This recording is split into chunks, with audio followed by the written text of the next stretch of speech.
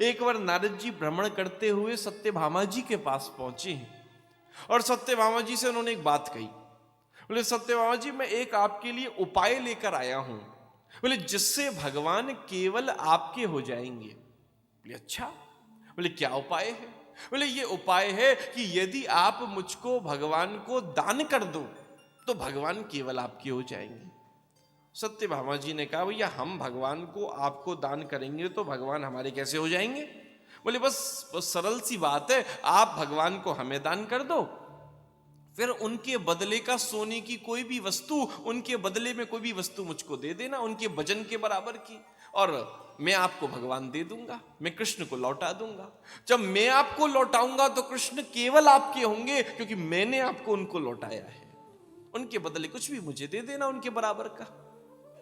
महाराज सत्यभामा जी ने उसी समय महाराज ज्यादा विचार तो किया नहीं, अच्छा भगवान केवल मेरे हो जाएंगे, और ऐसा विचार करके उन्होंने भैया नारद जी ने संकल्प कराया, और संकल्प उन्होंने कर लिया कि मैं श्री कृष्ण को आपको दान करती हूं।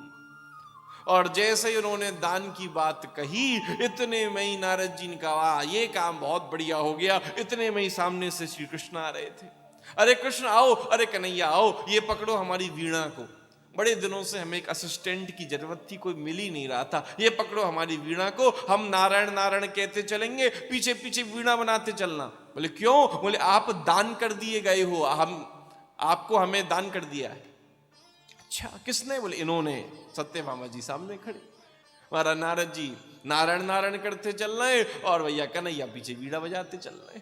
थोड़ा सा आगे पहुंचे, सत्यभामा जी ने हल्ला मचाया, अरे नारद जी रुको तो सही, बात तो पूरी करो। आपने कहा था दान कर देना, बदले में आप लौटा दोगे। बोले हाँ हाँ मैंने कहा था, इनके बदले की कोई वस्तु तो मुझे दे दो, इनके बराबर की कोई भी वस्तु मुझे दे दो। इतने में ही महाराज बड़ा तराजू बांधा गया। उस तराजू के एक पल्ले पर महाराज कन्हैया को बिठाया गया और दूसरे पल्ले पर महाराज सत्यभामा जी को अपने धन, अपनी वैभव का बड़ा मद था। उन्होंने अपनी सारी जितनी उनके पास आभूषण, सोना चांदी सब उसमें भरा। वो बड़ी उनको महाराज ये गलत फहमी थी कि इतना धन मेरे पास है कि महाराज आराम से वो मेरा पल्ला भारी हो जाएगा।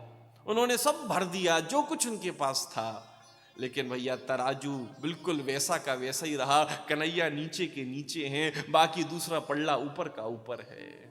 उनके आश्चर्य का ठिकाना नहीं, इतना धन, इतना सोना, इतना मैंने मड़ियों को रख दिया, उसके बाद भी वजन में कोई अंतर नहीं आया। अब तो उन्हें चिंता होने लगी।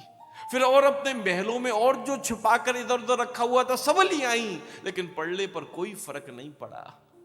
नारद जी बोले बस यही है और कुछ तो नहीं? महाराज सब रख दिया। बोले चलो छोड़ो, चलो कन्हैया चलो हमारे साथ चलो। उन्होंने कहा ये तो सही में जा रहे हैं। उन्होंने कहा अच्छा 2 मिनट रुको, मैं बाकियों को और देखती हूँ। सत्यभामा जी सबके पास दौड़ी, अरे सुनो तो सही, अरे नारद जी हमारे कृष्ण को ले जा रहे हैं, अरे जल्दी से जो कुछ हो अपने पास से सब लेकर आओ। महाराज 16,107 रानियों ने जो कुछ उनके महलों में आभूषण जो कुछ था सब लेकर आ गए। महाराज पल्ले पर सब रख दिया तराजू पर, लेकिन कन्हैया नीचे के नीचे हैं, बाकी पल्ला ऊपर का ऊपर है। 16,107 रानियों ने सब रख दिया, केवल रुक्मणी जी निकल कर नहीं आई।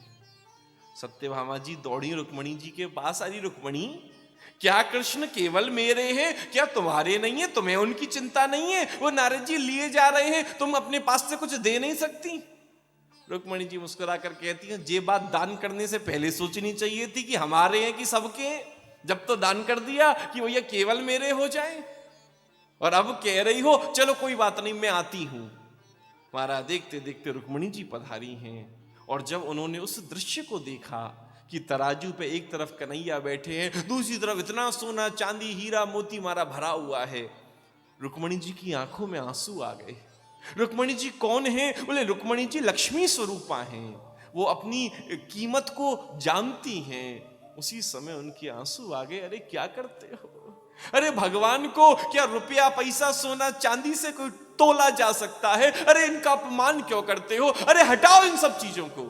महाराज पूरा पल्ला उन्होंने खाली करा दिया। बोले जिनके रोम रोम में करोड़ों ब्रह्मांड रहते हो, उनको क्या हम कुछ सोने से, कुछ मणियों से, कुछ रुपया पैसा से हम क्या उनको तोल सकते हैं? हटाओ सबको।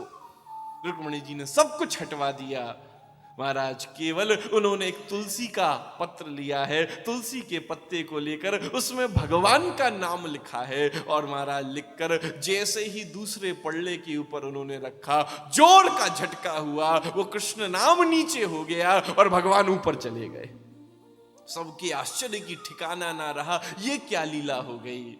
बोले महाराज इस नारद जी के माध्यम से इतनी सुंदर लीला प्रकट हुई कि भगवान को कोई रुपया पैसा सोना चांदी, अपने वैभव, अपने धन, अपने यश से कोई नहीं तोल सकता, कोई नहीं नाप सकता। ठाकुर को तो केवल उनके नाम से ही स्वीकार किया जा सकता है, नाम से ही प्रसन्न किया जा सकता है।